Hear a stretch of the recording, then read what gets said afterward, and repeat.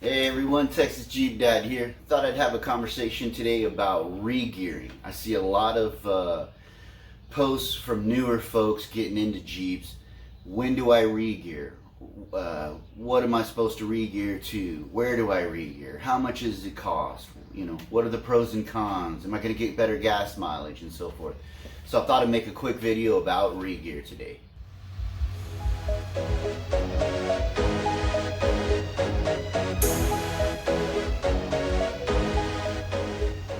Okay everyone, so big thing I hear is when am I supposed to regear my Jeep Gladiator? Short answer is you don't have to right away. If you have a Rubicon, a Mojave, max tow package, you already have 410 gears in your Jeep Gladiator. Run with that for a little while. I know plenty of people on 35s, 37s, 40s running stock gears 410 and not having issues. So if I had 410 gears and I had any of those vehicles I just mentioned, I would probably stick with that until which point I knew I needed to upgrade. Now if you have, like me, and you came with 373 gears, at any point you're going to switch out those stock tires for anything larger, 33s, 35s, 37s, 40s, you're probably going to need to regear. So that's a good thing to think about. Fun fact here, I thought everybody regeared once I started getting into this and seeing everybody on their big wheels and crawling and all that. And I started asking people, when it comes to the Jeep Gladiator new platform, not a lot of people are regearing. In fact, I probably know maybe 2 other people that have regeared their Gladiators locally out of the 50 or 100 people that kind of come to our meets and events. Again, most of them are on 410s and they have zero interest in regearing. I'm one of the unicorns out here on 513s.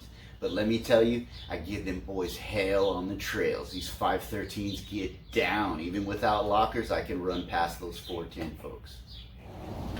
Now, if you're going to tow, haul, carry big loads, or off-road, and you switch from your stock tires, you're probably going to want to regear, especially with 373. Just plan on regearing as soon as you change out those components. Now with the 410 gears, as you start to tow more, haul more, do more, climb more, you're going to see that those aren't going to be enough either, especially when you get up in the 37 range. So you're also going to be looking to. So what size gears are people looking at? Now on the Gladiator, generally you're going to go to 488 or 513.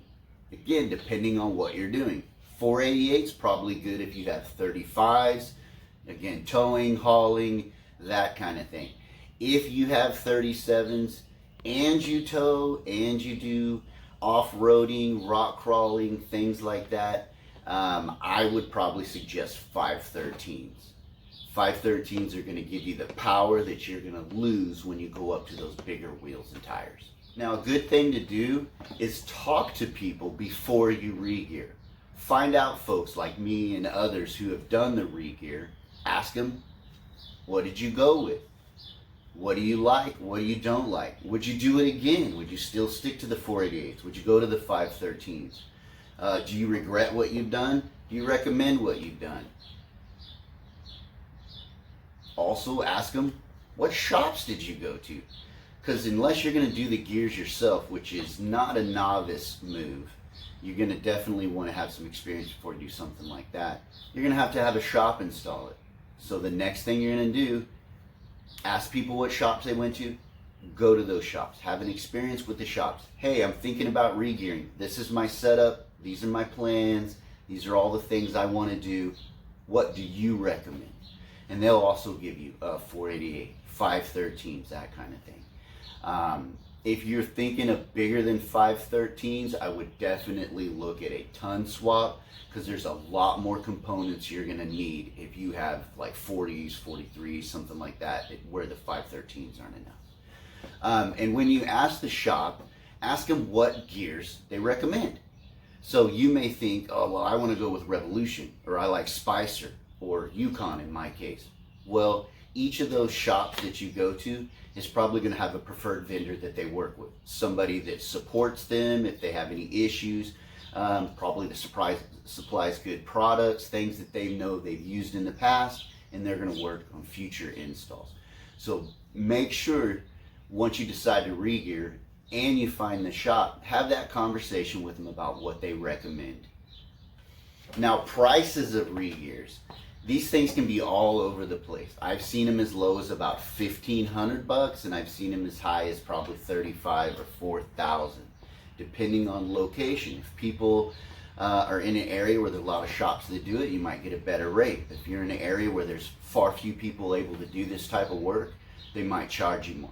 Mine came in at $2,000, and that included labor, and that included the taser. Now, also something you're going to think about when you get the regear done, you want to ask the shop what their break-in procedures are.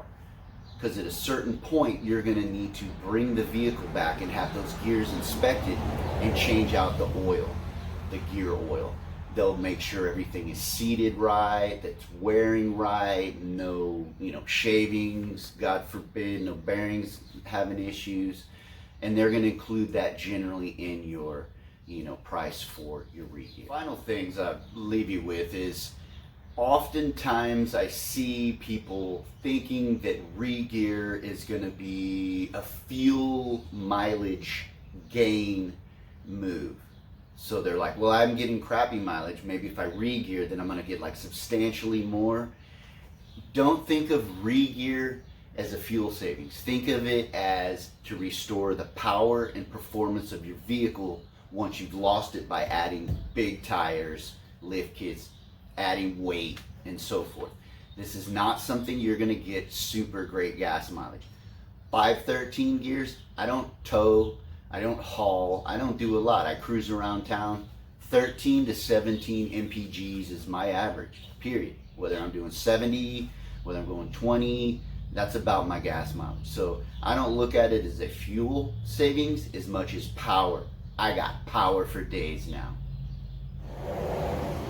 All right, everyone, that's what I got for today. Hopefully you learned something about regearing, and it answers some questions about whether you need to regear or when you need to regear, the steps you need to take to do so. I appreciate you watching me today. Like and subscribe for new content. Thanks for taking your time out, and Texas Jeep Dad coming back soon with new content.